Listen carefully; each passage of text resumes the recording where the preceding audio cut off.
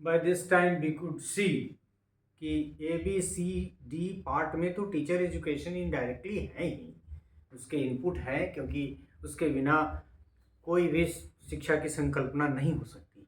लेकिन पार्ट ई में ये ज़्यादा फोकस्ड है, और उसमें भी हम लोगों ने दिखाया कि पार्ट ई जो इकोसिस्टम से इकोसिस्टम के निर्माण से संबंधित है, उसमें भी एक सबहेड जो तीसरा है, इनेबलिंग एंड एम्पावरिंग टीचर्स, वो सबसे ज़्यादा फोकस्ड है, और वो in that is more devoted and stated in terms of teacher education।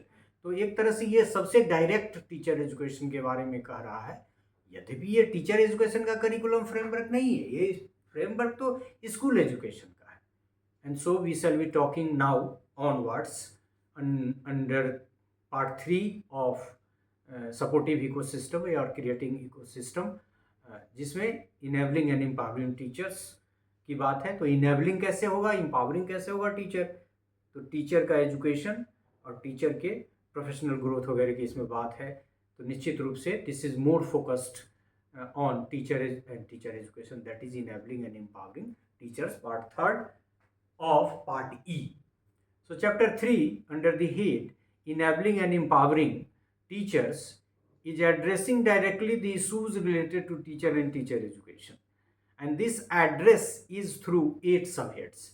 मतलब अब जो चैप्टर 3 है, जो तीसरा पार्ट है सपोर्टिव इकोसिस्टम का, under the head enabling and empowering teachers, उसके भी 8 सबहेड है। मतलब how to enable and how to empower teachers is being discussed in 8 parts, through 8 parts। and what are those 8 parts?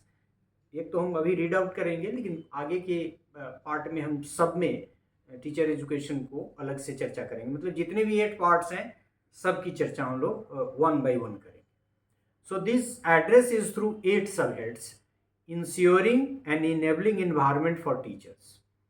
Word पे आप ध्यान दीजिएगा तो आप खुद समझ जाइएगा कि टीचर एजुकेशन के प्रोफेशनल ग्रोथ की बात है, उनके एजुकेशन की बात है। So the first one is ensuring and enabling environment for teachers. Number second, teacher autonomy and accountability. 3, pupil teacher ratio. 4th, career and professional development opportunities. 5th, in service teacher education, mentoring and support. 6th, pre service teacher education.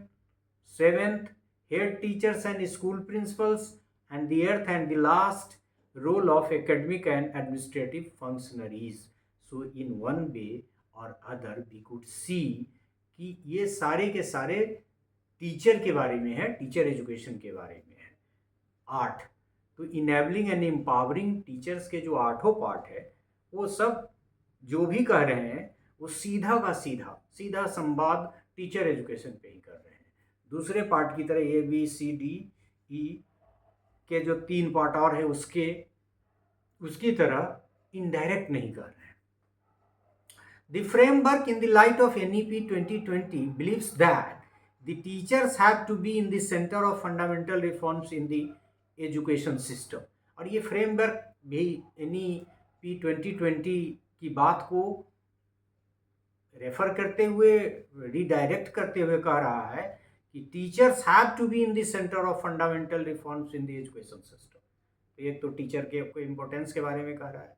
It further claims that it is only teachers who can encourage to create an environment that is open and caring. मतलब who will create the environment that is open and caring?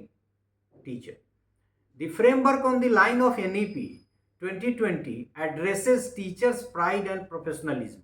मतलब ये भी input तो वहीं से NEP 2020 से, लेकिन ये भी टीचर के प्राइड एंड प्रोफेशनलिज्म को एड्रेस करता है, मतलब उसकी चर्चा करता है।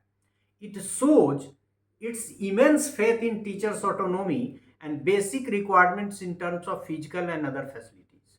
ये फ्रेमवर्क भी हमारी पॉलिसी की तरह टीचर्स की ऑटोनॉमी और उनके बेसिक रिक्वायरमेंट्स, इंफ्रास्ट्रक्चर के सुधार के माध्यम से पर फोकस कर रहा है। It categorically advocates that the teachers need resource rich motivating environment and continuous opportunities for professional learning and interaction. तो प्रोफेशनल ग्रोथ पे टीचर के काफ़ी बल दे रहा है। ऑब्वियस है कि ये सारा जो इनपुट है वो नेशनल एजुकेशन पॉलिसी से ही है, क्योंकि हम करिकुलम फ्रेमवर्क तो उसी को इम्प्लीमेंट करने के लिए बना रहे हैं। तो फ्रेमवर्क में भी सब सारे इनपुट इसके टीचर एजुकेशन के डाले हुए हैं। इन सम वे और other the national curriculum framework for school education 2023 accepts that all round investment in teachers is not necessary from academic and cultural point of view only। मतलब कि टीचर में जो भी इन्वेस्टमेंट है, टीचर का जो एजुकेशन है या उनका प्रोफेशनल डेवलपमेंट है या उनकी जो ऑटोनॉमी है, वो academic and cultural point of view से ही जरूरी नहीं है। It asserts that investment in teachers is an issue of economic development as well. और ये बात तो बहुत पहले कोठारी कमीशन कर चुका है कि जो हम टीचर में जो भी पैसा हम लगाते हैं, उनके एजुकेशन पे जो भी पैसा लगाते हैं, वो कई गुना हमको मिलता है। वही बात यहाँ national curriculum framework for school education भी कर रहा है।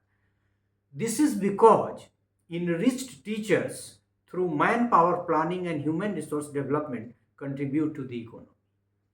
और वो मैन पावर जिसका जहाँ होगा, अभी देखिए नॉलेज सोसाइटी वगैरह का कंसेप्ट भी आ गया है।